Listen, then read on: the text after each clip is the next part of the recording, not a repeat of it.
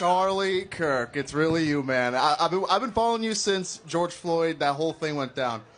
I want to preface my question by saying I voted for Donald Trump, but when students say that Donald Trump wants to rule like a fascist and then deports people like Abrego Garcia without due process, I wanted to ask you, how can you call yourself an American patriot when the Supreme Court ruled 9-0 that the deportation was unlawful and that they are ordered to facilitate his return and haven't?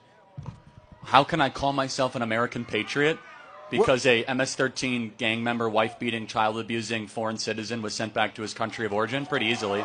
That's what American patriots do. Secondly, the Supreme Court did not say that. They said 9-0 that there was an administrative error, that he could have been sent to any country except El Salvador. The fact was not that it was wrong that he was deported. It was just the fact that he was deported to the one country he could not be deported to. Finally, I don't understand the emphasis and the concern and the hyper-pathological fixation on why a foreign citizen who is a gang member gets all of the attention of the American left while you, the American people, have been ignored by them over the last 30 years. It's creepy and it's bizarre. There are a lot of criticisms to be made that we have been ignored, but at the end of the day, number one, the 14th Amendment grants due process. Wrong.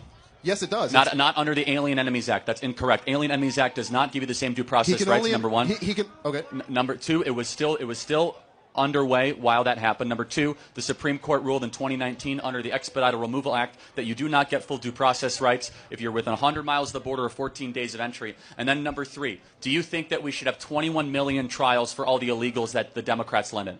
To take each point, number one, the Alien Enemies Act can only be invoked if there's, I believe, reason to suspect war, or if there's... Yes, we've been invaded the last 4 years, so yes. You can't just say that. Yes, you can. A court has... Tren de Aragua and MS-13 invaded this country the last 4 years. We have material proof to show that. What's your next point? Okay, that has to be proven in a court of law, but my next point is... No, it does not.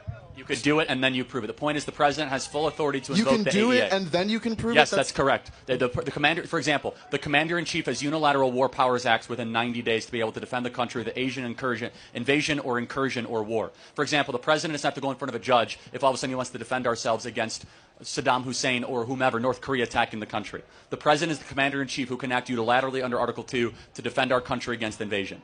You don't have to go to a court first to get permission to act as commander-in-chief. That's insane. Okay. I'm not sure if that's true, but I'll take that for the case. Of course it's true, For the case of argument, the Supreme Court still ruled that they have to facilitate his return. They have not. Why haven't they? They asked. It's El Salvador. They said no. The Supreme Court says they have to facilitate his return. They don't control El Salvador. I'm sorry. They don't control El Salvador. So we can send people to El Salvador, but we can't bring them back? Yes, we don't control El Salvador. But it's not our country. So we can send people there? You mean, wait, hold on. You mean